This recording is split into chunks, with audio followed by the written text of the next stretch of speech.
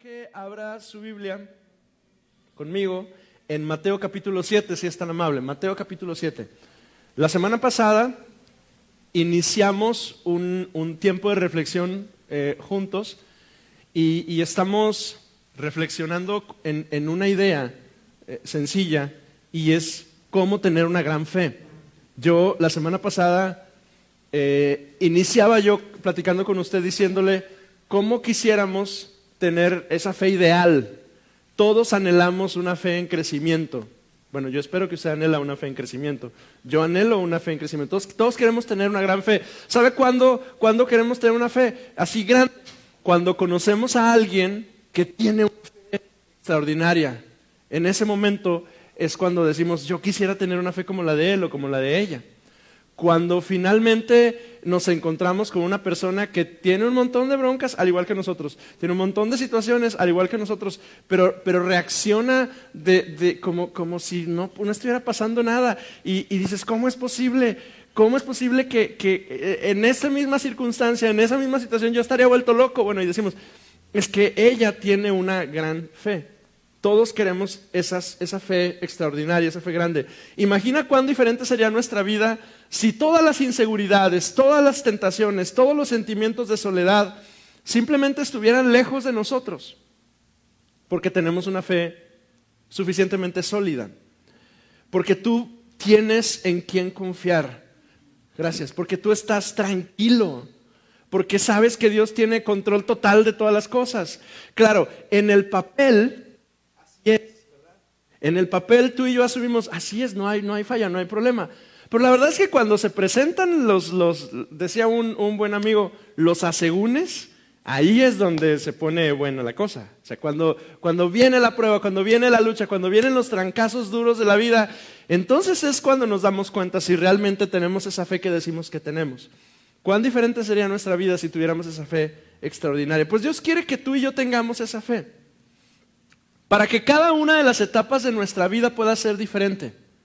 Para que en la manera en la que enfrentas la moral, la ética, las crisis, pero no nada más las partes malas, en las partes buenas. Porque oiga, se necesita fe no nada más para cuando las cosas malas llegan.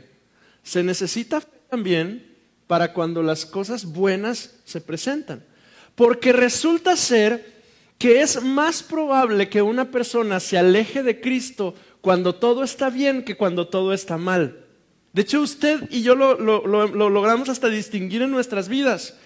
Cuando todo marcha mal, ¿a dónde corre usted? Pues a Cristo. ¿A dónde más? ¿Verdad? Es justo ahí donde hasta el Ave María, aunque sea cristiano de hace 10 años, hasta esa la busca. ¿Por qué? Porque algo de nosotros nos dice, necesito a Dios, necesito buscarlo. Pero cuando la cosa marcha muy bien, cuando viene la abundancia, cuando viene la bendición, cuando todo está en orden, ahí también necesito fe. De la misma manera como usted y yo en algún momento de nuestras vidas anhelamos tener un cuerpo envidiable, ¿verdad? O sea, queremos vernos bien, queremos sentirnos bien, de pronto empezamos a hacer un poco de ejercicio, ¿verdad? Nunca corremos y ese día empezaste a correr, o nunca haces ningún tipo de actividad física, pero entonces empezaste, ¿verdad? ¿Por qué? Porque hay un deseo de sentirte bien y de verte bien y hacemos un poco de ejercicio. Dentro de nosotros hay una impresión de que necesitamos más fe, o que necesitamos mejorar nuestra vida de fe. La semana pasada yo le compartía que durante esta y las siguientes 4 semanas vamos a estar explorando 5 cosas que hemos encontrado que detonan o que catapultan nuestra fe para crecer. Y la semana pasada yo las mencioné. Yo le dije, hay 5 factores que hacen que nuestra fe pueda crecer. El primero de ellos es enseñanza práctica, relaciones providenciales, disciplinas privadas, ministerio personal y circunstancias cruciales. Y yo le dije que durante estas semanas íbamos a estar explorando juntos cada una de ellas. Sin importar el momento de vida en que te encuentres, ya sea que tienes poco tiempo en Cristo o mucho tiempo en Cristo, estos 5 factores pueden ser usados continuamente por Dios para hacer crecer tu fe. Es decir, estas 5 ideas que yo le voy a estar compartiendo a partir de hoy y en las siguientes semanas No es que tú llegaste a Cristo y qué padre que ahora finalmente las vas a poder escuchar. Es que independientemente del momento de tu vida cristiana en el que te encuentras, estas 5 cosas pueden marcar la diferencia para que tu fe crezca. Y hoy observamos la primera de ellas, que se llama enseñanza práctica. Y hoy vamos a conversar, nuestra plática, usted y yo, va a girar alrededor de esta primera idea, enseñanza práctica. La mayoría de las historias de personas que conozco que han experimentado una transformación profunda en Cristo inician su historia con algo así. Le pongo un ejemplo. Yo era católica, ¿sí? Yo era católica, yo asistí a la iglesia católica toda mi vida, yo siempre estuve ahí. O yo siempre fui a la iglesia, yo siempre estuve en la iglesia, yo siempre estaba ahí. O la verdad es que yo no creía en Dios. La neta, yo nunca fui parte de una iglesia, nunca hice nada de eso. Pero un día, y ahí está la diferencia, un día me invitaron a un estudio bíblico, un día alguien me invitó a una reunión de iglesia, y aunque había estado en reuniones religiosas antes, esta vez fue diferente. Había una persona ahí enseñando la Biblia de una manera que jamás la había escuchado y lo hacía de manera práctica y aplicable. La mayoría de las historias de gente que ha experimentado una transformación de Dios en sus vidas, independientemente de donde han estado, esta historia se repite una y otra vez. Yo conocía, yo asistía, yo desde niño, o yo nunca me interesó, mis papás nunca me... Pero un día llegué a un lugar y era una casa, era una iglesia, fue una conversación, llegamos a un café, nos sentamos y alguien estaba ahí explicando la Biblia de una forma que yo jamás la había entendido. Estoy seguro que tú debes tener presente esa primera vez que tú fuiste expuesto a una enseñanza bíblica práctica. Ese tipo de enseñanzas en la que el enfoque no es lo que sabemos, sino lo que hacemos con lo que sabemos. Y ahí radica el problema de la vida cristiana de muchos de nosotros durante mucho tiempo. Estamos atorados en enfocarnos, en informar en vez de formar. Y buscamos cumplir con programas y llenar temas. Cuando una persona describe su peregrinar en fe, a menudo hace referencia a esa primera vez que fue expuesto o expuesta a una enseñanza práctica de la Biblia. Para algunos fue la primera vez que asistieron a una célula o un grupo de estudio en la universidad o un lugar donde finalmente escuchamos presentar la Biblia de manera práctica en una iglesia. En muchos casos no se trataba de la primera vez que escuchabas la Biblia. En muchos de nuestros casos no era la primera vez que asistías a una iglesia, no era la primera vez que estabas en una reunión de ese tipo, simplemente fue la primera vez que tuve contacto con la Escritura y que finalmente finalmente la entendí. Ese día en el que la Biblia dejó de ser un libro lleno de letritas y sin dibujitos y se convirtió en algo vivo para mí. La leí, la leyeron, me la explicaron y la entendí. Ahora, lamentablemente, por otro lado, muchos de nosotros pasamos mucho tiempo creciendo en ambientes donde hay sermones, donde hay enseñanzas, donde hay un montón de cosas, pero nunca nos sentimos realmente cautivados por la Escritura. Pero parece ser que ese problema es un problema de la iglesia de este siglo, pero ha sido un problema de la gente durante mucho tiempo. Miren, en Mateo capítulo 7 es el cierre de un paquete de pasajes que es conocido por todos nosotros como el Sermón del Monte. Si su Biblia tiene letras en rojo, usted se va a dar cuenta que el capítulo 5, 6 y 7 de Mateo, todo está en letras rojas. Quiere decir que esas palabras son palabras de Jesús. En el cierre de este paquete de información que conocemos como el Sermón del Monte, Jesús está enfocado en una cosa en particular. Jesús quiere que sus discípulos sepan lo que se debe hacer, no solamente lo que se debe saber. Y a lo mejor es muy simplista resumir, porque realmente leemos el Sermón del Monte, capítulo 5, 7, y puede ser como muy simplista tratar de resumirlo. Pero entre las cosas que Jesús dice aquí, dice, si tú realmente tienes fe en Dios, esto es lo que tienes que hacer. Entre otras cosas, si alguno te pide llevar una carga 1 kilómetro, llévala 2. Si alguno te ofende, lo perdonas. Jesús, por ejemplo, redefine una palabra muy compleja para nosotros, el adulterio, ¿verdad? Y dice, el adulterio no solo es hacer, el adulterio es incluso desear. Entre otras cosas, Jesús dice, entre tanto que puedas, no solo da un porcentaje de tu sueldo, da todo lo que puedas dar. Y en esos capítulos Jesús resume cómo es que se vive una gran fe. Y al final, en el versículo 28, léalo conmigo por favor, Mateo capítulo 7, versículo 28 y 29 dice, cuando Jesús terminó de decir estas cosas, las multitudes quedaron asombradas de su enseñanza, porque lo hacía con verdadera autoridad, algo completamente diferente a lo que hacían los maestros de la ley religiosa. Y ahí notaron ellos la diferencia. Algo era diferente de cómo lo hacían, dice, los maestros de la ley religiosa y cómo lo hacía Jesús. Porque, oiga, no todas las enseñanzas son iguales, y usted y yo lo sabemos. Los fariseos y los escribas tenían acceso a las mismas escrituras que Jesús en su tiempo. Pero la gente notaba que entre los fariseos y Jesús había algo diferente. La Biblia dice que Jesús hablaba con autoridad. Jesús manifestaba una pasión que los maestros de la ley no manifestaban. Y Jesús no se conformaba con decir lo que era cierto. Él quería que su audiencia, que quienes lo escuchaban, actuaran, respondieran. Yo voy a usar hoy una palabra muchas veces, aplicaran lo que estaban escuchando. Unos versículos antes, en el versículo 24, fíjese lo que dice. Este es Jesús hablando, concluyendo su sermón. Todo el que escucha mi enseñanza y la sigue es sabio, como la persona que construye su casa sobre una roca sólida. Aunque llueva a cántaros y suban las aguas de la inundación y los vientos golpeen contra esa casa, no se vendrá abajo, porque está construida sobre un lecho de roca.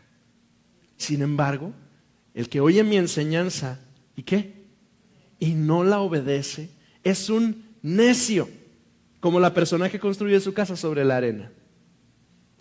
Con el cierre del sermón, Jesús nos presenta esta como historia, parábola, con dos hombres. Ambos construyen.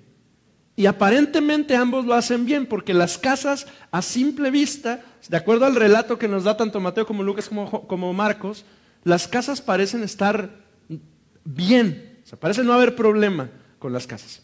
Quiere decir que construyen bien, que saben construir. Pero la diferencia radica en el fundamento de la construcción. Algunos de nosotros hemos pasado buenas temporadas de nuestras vidas mal fundados. Y pensamos que como nuestra espiritualidad se ve como muy bien por fuera, así como las dos casas se ven muy bien, pensamos que todo está bien. Y algunos incluso calificamos nuestra espiritualidad basados en lo de afuera. Quiero explicarme qué es lo de afuera. Lo de afuera me refiero, por ejemplo, a nuestra asistencia y a participar e involucrarnos en actividades religiosas. Y está bien asistir, está bien estar. Pero Jesús está diciéndole a estas personas y a nosotros, no solo se trata de lo externo, se trata del cimiento. Puedo conocer todas las palabras de Jesús. Puedo conocer todo lo que la Biblia dice, tener noción de ello. Pero si no hago nada con eso que conozco, entonces en mi vida realmente no hay una diferencia. Jesús, cada que enseñaba Jesús, siempre esperaba de su audiencia una respuesta.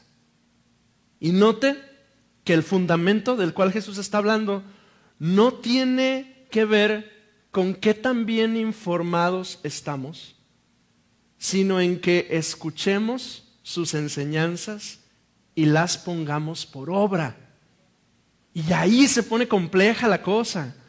Porque Jesús está esperando, amado, amada, Jesús está esperando que usted escuche la palabra y no nada más diga, ay, qué padre, qué bonito, qué reflexivo, qué lindo lo que dijo el pastor hoy, o lo que leímos hoy en la célula, o lo que dijo quien haya dicho, ¿no?, en el programa de televisión, lo que sea. Qué padre, qué bonito. Y continúo con mi vida como siempre. Jesús espera que tú y yo agarremos eso y lo apliquemos a nuestras vidas. Jesús no daba simplemente información, buscaba una transformación en la vida de los creyentes. Además, casi siempre que Jesús reprendía a la gente, lo reprendía porque no tenían fe. Y aquí la clave, amados, es la palabra aplicar. Jesús siempre se enfocó en aplicar. Aplicar los principios bíblicos que hacen que nuestras vidas sean mejores y nos permiten realmente ver la obra de Dios en nosotros. Porque es solamente cuando comienzo a aplicar la verdad de la Escritura en mi vida, que mi vida, mi familia, mi ética, mis decisiones morales, mis finanzas, mi sexualidad, mis amistades, mis decisiones profesionales, empiezan a observar la transformación genuina de Dios en mí. Es solamente cuando aplico las verdades del Señor, cuando entonces veo a Dios presente en mi vida. Aplicar lo que conocemos de la Biblia es, amados, la más grande declaración de fe que nosotros podemos hacer. Tú puedes decir, yo creo en Dios, qué padre. Santiago creo que dice, los demonios también creen y tiemblan. Sí. Pero él dice, pero la clave es, eso que tú crees, es una realidad en tu vida. Me he tomado el tiempo de que cada uno de esos principios que encuentro, uno y otro en la Escritura, me he tomado el tiempo de aplicarlos, de ponerlos, de hacerlos parte de mí. Aplicar. Eso solo sucede cuando alguien viene contigo y te orienta sobre cómo se puede aplicar la Escritura a tu vida. Ahora, quiero que me entienda esto. Es como la primera vez que empiezas a hacer ejercicio. Alguien, al igual que yo, tuvo una vida como medio sedentaria y en algún momento de su vida adulta empezaron a hacer ejercicio. A mí me pasó, ¿sí? Y entonces, la primera vez no sabes ni qué hacer. Sí, yo tuve que pedirle a un amigo del seminario al que voy a ver dentro de unos días. Él había sido deportista toda su vida y le dije, oye, enséñame a calentar. No sé ni calentar. ¿Qué se hace, no? Y ya me dijo, no, pues los tobillos, las rodillas, y empiezas, ¿no? Estírate un poquito, haz esto, haz aquello, porque yo ni siquiera eso sabía. Fue apenas hasta como los 24 años que yo empecé a tratar de hacer un poquito de actividad física. O es como la primera vez que vas con un nutricionista. Entre nosotros tenemos una de ellas, que me parece, a lo mejor hay más. Entonces, la primera vez que vas con un nutricionista, según tú sabes qué hacer, ¿verdad? Según tú sabes qué comer. O sea, tú dices, vamos a entrar en dieta, ¿verdad? ¿Y qué haces? Pues compras mucha lechuga y pepino, ¿verdad? Y atún, ¿no? Y te empiezas a comer. Entonces dices, según tú, esa es la ruta para comer bien y saludable, ¿verdad? Hasta que vas con alguien experto. Okay. Hasta que vas con alguien experto. Sí. Hasta que vas con alguien experto y esa persona te dice, no, así no es. Y entonces te dice, ¿cómo no? Y entonces te explica, ¿verdad? Y entonces, como en todas las cosas en la vida, tú puedes tener todos los libros y tener todos los videos y todo el YouTube y todo lo que tú creyeras que debes tener, pero no sabías nada hasta que encontraste a la persona indicada para ayudarte. ¿Y qué pasó ese día? Te dieron indicaciones sobre cómo moverte. La primera vez que fuiste al gimnasio, alguien se acercó contigo y te dijo, te sientas así y pones los brazos de esta forma, ¿verdad? Y no te muevas así y haz esta postura, pues si no te vas a lastimar la espalda. Te dieron indicaciones y entonces aprendiste a hacer tal ejercicio, o aprendiste qué comer, o aprendiste qué alimentos debes dejar, o cuántas porciones debes de comer. Asumías tú que podías hacer esto, aquello, pero alguien tuvo que venir y explicarte, ¿verdad? Hace unos años aprendí a nadar y me pasé como un mes tratando de flotar y no podía. Y yo veía todos los videos en YouTube que se puede imaginar. Y busqué en todas partes y dije, ya, hoy voy a poder. Y me metí a la bendita alberca y me hundía. Me pasó un mes. Y cada que yo regresaba, después de ir a la alberca, yo llegaba con Lorena y le decía, no pude. Y ahí me ve a mí con los tubos estos, recorriendo la bendita alberca, no podía flotar.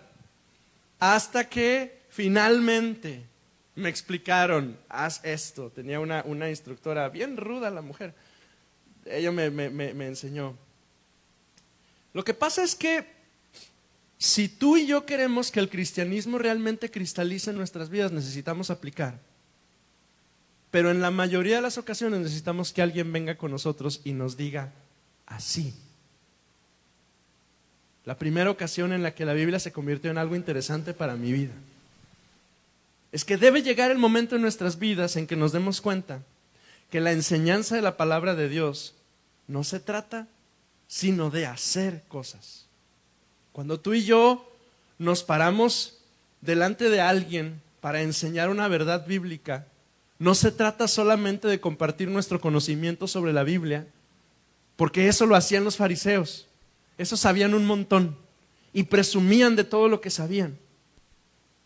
En el mundo contemporáneo, de hecho, donde dicen que hay muchas verdades, la gente ya no quiere información. La gente necesita sentido para sus vidas.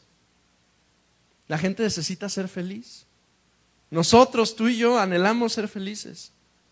Y de hecho Jesús sabía eso, y por eso su discurso en Mateo 5 inicia diciendo: bienaventurados, felices, dichosos aquellos que hacen esto.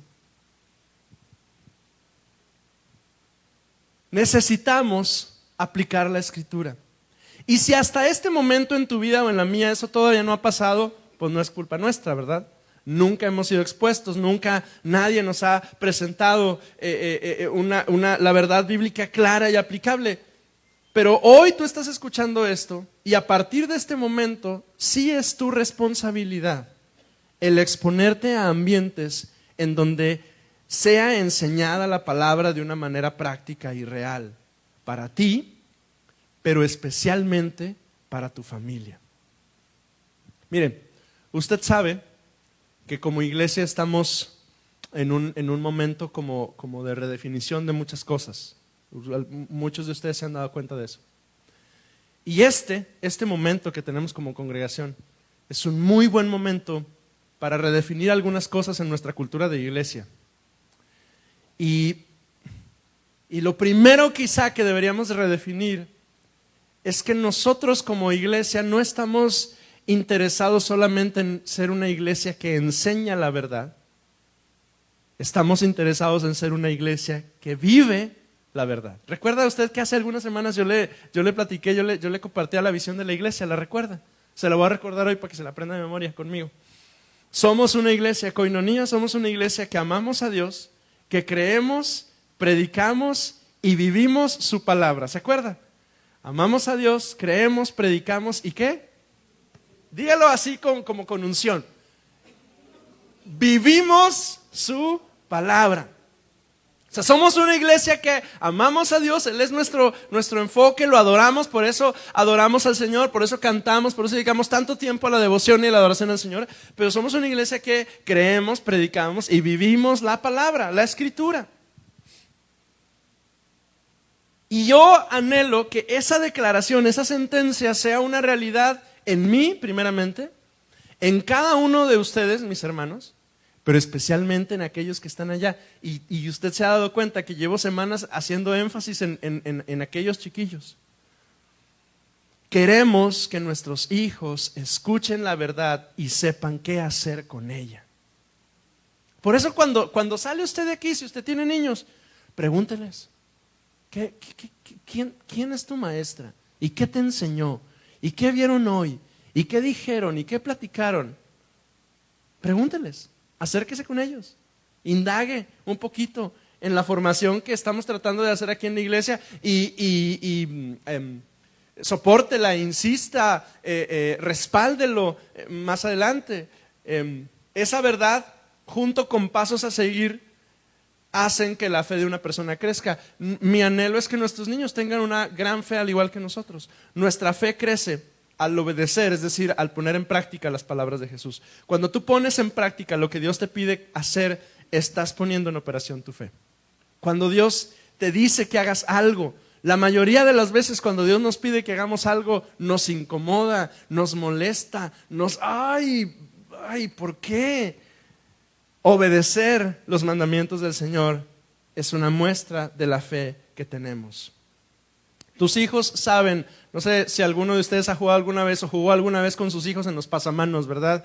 Y algunos, de nuestros niños son como muy temerosos, ¿verdad? Algunos son muy aguerridos, no les importa, pero algunos son temerositos, ¿verdad? Estamos ahí abajo, ¿no? Cuidándolos. Y tu niño o tu niña saben que cuando brinquen al siguiente barrote, tú vas a estar ahí y si lo agarra mal, tú lo vas a sostener. Mis hijos saben, tus hijos saben que tú vas a estar ahí para sostenerlos. Eso se llama fe. La mayor expresión de fe es la obediencia. Y Dios, amado, espera que yo crea en Él obedeciéndole. Déjenme pisar algunos callos.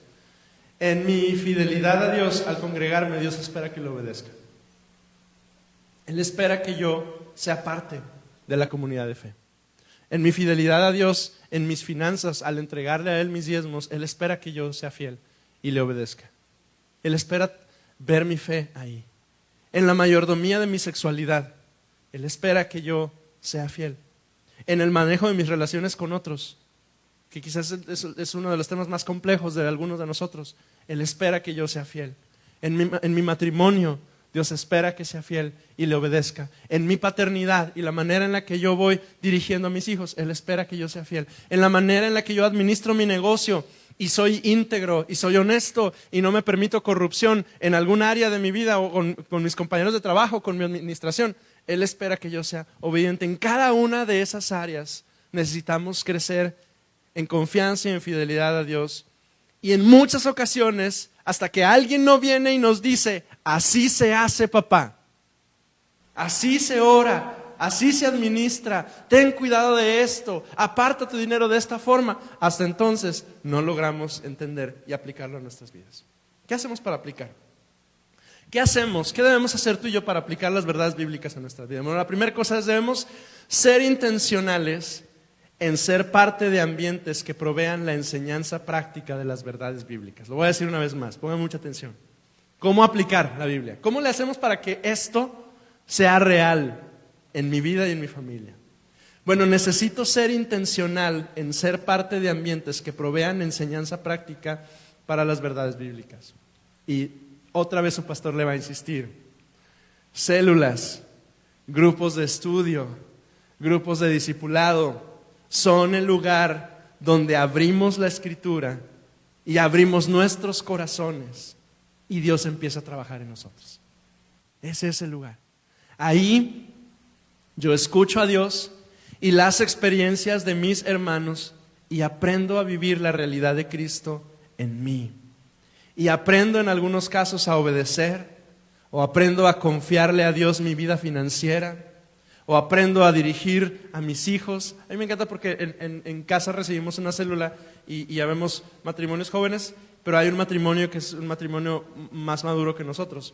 Y escucharles, es un gozo, es un lujo oír sus experiencias y oír cómo han enfrentado cosas de vida antes que nosotros y cómo cuidaron a sus hijos son adultos y nosotros tenemos niños chiquitos, entonces escucharles es maravilloso porque ahí aprendemos a aplicar las verdades bíblicas.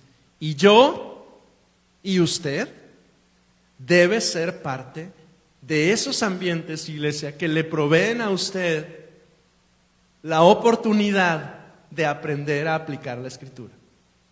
O sea, si yo creo que solo con venir y sentarme aquí y escuchar a un fulano hablar durante 40 minutos es suficiente para saber cómo aplicar la Escritura, le tengo noticias, no es suficiente.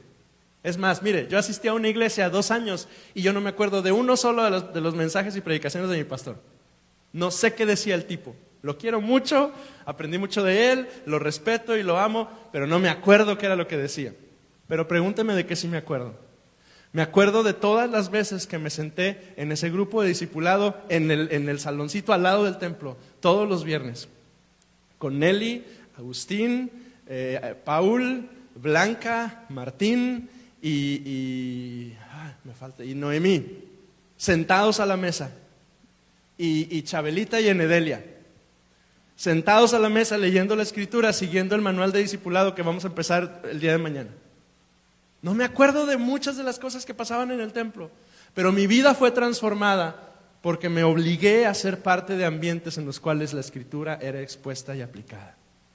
Amado, amada, usted debe ser parte. Permítame decirlo así, no solo asistir, ser parte. Es diferente. Sea parte. Nuestros niños, de hecho, necesitan esos ambientes. Nuestros adolescentes, nuestros jóvenes necesitan esos ambientes. Si volvemos al ejemplo de Jesús, de los dos hombres que construyeron su casa, la casa que no se derrumbó fue la que se construyó sobre un buen fundamento, no la que se veía más bonita, la que tenía buen fundamento. Porque una cosa es saber hacer las cosas y otra cosa es hacerlas bien hechas. Amado, busque ser parte de ambientes, de reuniones, de lugares donde se aplica la Escritura. Permítame decir esto, incluso cuando éstas le incomodan. Conozco a un hombre a quien aprecio y admiro mucho. Él es católico. Lo quiero mucho, pero al viejo le gusta que lo regañen. Y va a misa cada domingo sin falta. ¿Y sabe cuáles son los mejores domingos? Los domingos en los que el predicador lo tupe. Y regresa feliz. Bueno, es más, una vez le cambiaron al predicador y llegó uno que no lo regañaba y no le gustó. Y se fue a otra parte. Salir regañado era su alegría, ¿verdad? Cuando la gente se reúne a estudiar la Biblia, buscando no solo información sino aplicación, eso debe incomodarnos. Porque mire, ser expuestos a la Escritura no siempre nos lleva a paz. De hecho, en muchas ocasiones debe llevarnos a ser asustados, extrañados, perturbados, incomodados. Le quiero leer un pasaje para que tenga idea de a lo que me estoy refiriendo. Lucas capítulo 4, versículo 28 es un momento en el que Jesús acaba de enseñar algo así bien complejo. Y mire lo que dice. Al oír eso, la gente de la sinagoga se puso furiosa. Se levantaron de un salto, lo atacaron, lo llevaron a la fuerza hasta el borde del cerro sobre el cual estaba construida la ciudad y querían arrojarlo al precipicio. O sea, un sermón de Jesús provocó la respuesta a esta gente, lo agarraron en bolita y se lo llevaron al cerro para despeñarlo desde allá. Espero que usted no haga eso hoy, por favor. Si un día tú sales de la iglesia enojado, incómodo por lo que la exposición de la palabra produjo en ti, qué bueno. Si un día tú sales de la iglesia incómodo, molesto, diciendo, ¿qué le pasa a este tipo? ¿Cómo se atreve a decir?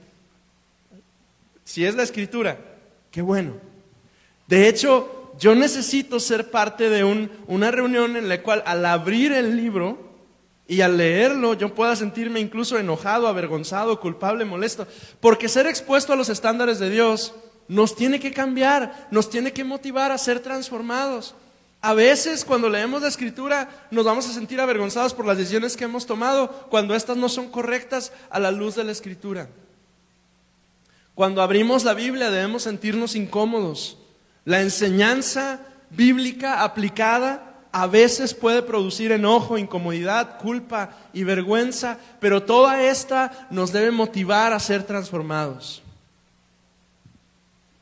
Una verdad bíblica no aplicada es como una pintura sin usar. No hace la diferencia. Yo necesito estar en un lugar donde alguien pueda abrir la lata y sacar la brocha y humedecerla en la pintura y empezar a pintar y decirme, mira Hugo, así se hace, pinta y sigue pintando. Yo debo buscar aplicar la Escritura a mi vida, porque si no lo hago, soy como el que construye sobre la arena y las casas edificadas sobre la arena no soportan las tormentas. Y amados, algunos de nosotros hemos enfrentado tormentas muy duras y nuestras construcciones se han visto endebles porque no hemos estado bien cimentados. Y yo quiero preguntarle el día de hoy, ¿estás escuchando al Señor y estás obedeciéndolo? ¿O hay algún área en tu vida en la que logras distinguir que está incompleta porque no has tomado lo que Dios dice y lo has aplicado a tu vida? Porque la obediencia es lo que hace la diferencia en el cristiano. Yo quiero animarte el día de hoy, hermano, hermana.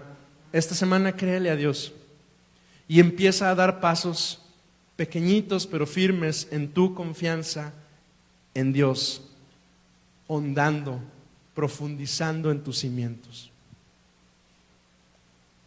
Esta semana proponte estar fiel y puntual en tu grupo en casa. Asiste.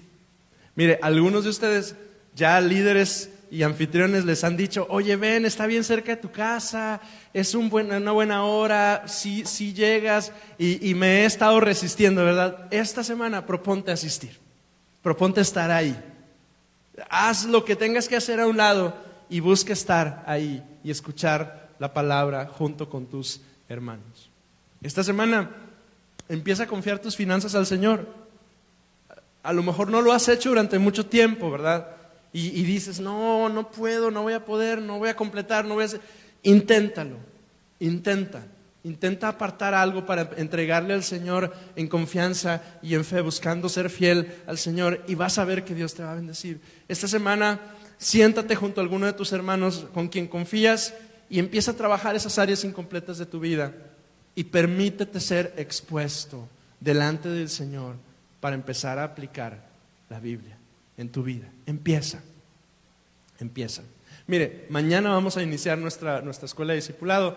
Ya hay muchos inscritos, estoy muy contento por eso. Pero si usted todavía no lo ha hecho, inténtelo. Permítase ser expuesto a las verdades bíblicas que transforman. Porque miren, vamos a seguir enanos hasta que no tomemos la decisión y la determinación de crecer. Vamos a seguir desnutridos hasta que no tomamos la decisión intencional de exponernos a la Escritura junto con nuestros hermanos y permitirnos crecer. Incline su rostro un minuto, por favor, conmigo.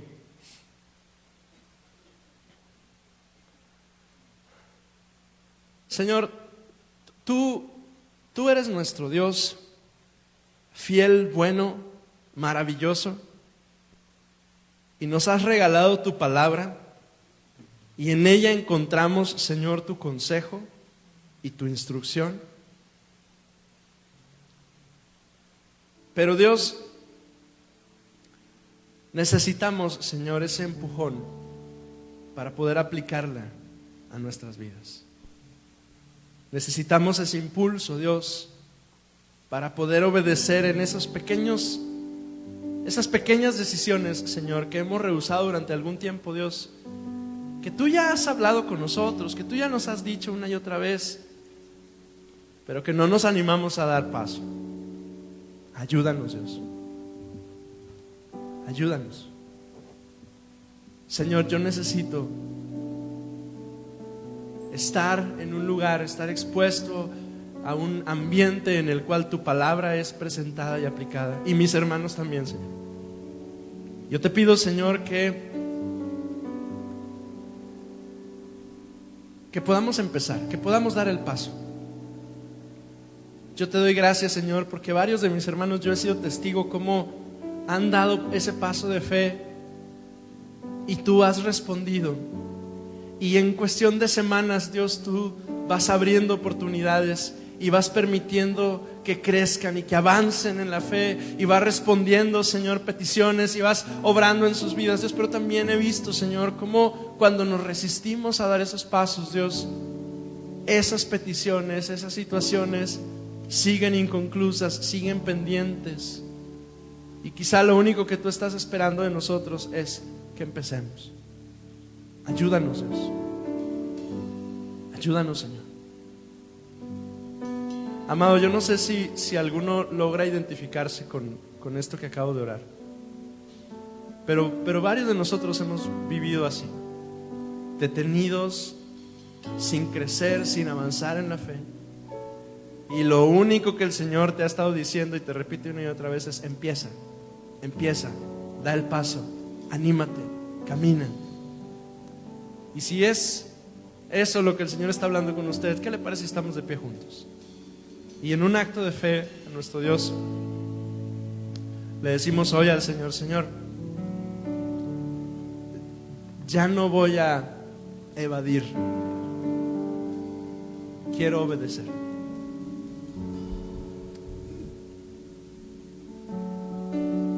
¿Será que podemos elevar nuestras manos y nuestro rostro al Señor y decirle juntos al Señor: Señor, yo quiero. Yo quiero, Señor, que mi fe crezca. Yo quiero, Señor, permitirte trabajar en mi vida, Señor. Yo quiero, Señor, aquí estoy. Yo quiero, Señor, que tú trabajes en mí. Yo quiero dejarte trabajar en mi vida, Señor, porque te necesito. Porque en mi vida, en mi corazón, yo necesito que mi fe pueda crecer y avanzar.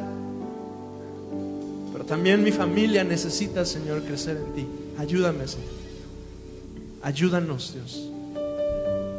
Tú nos conoces y no hay nada oculto delante de ti. Ayúdanos, Dios. Te necesitamos. Señor, yo quiero pedirte, Dios, que hoy tú puedas sembrar por medio de tu Espíritu Santo en la vida de mis hermanos ese deseo, Dios, por buscarte y conocerte a través de tu palabra. Y que tú, Señor, que eres bueno y fiel, permitas, Padre Celestial, y cristalices esto en nuestros corazones. Que tu palabra se haga verdad en nuestras vidas, y que lo que está escrito en el libro sea una realidad, Señor, en nuestro corazón y en nuestra familia. En el nombre de Jesucristo.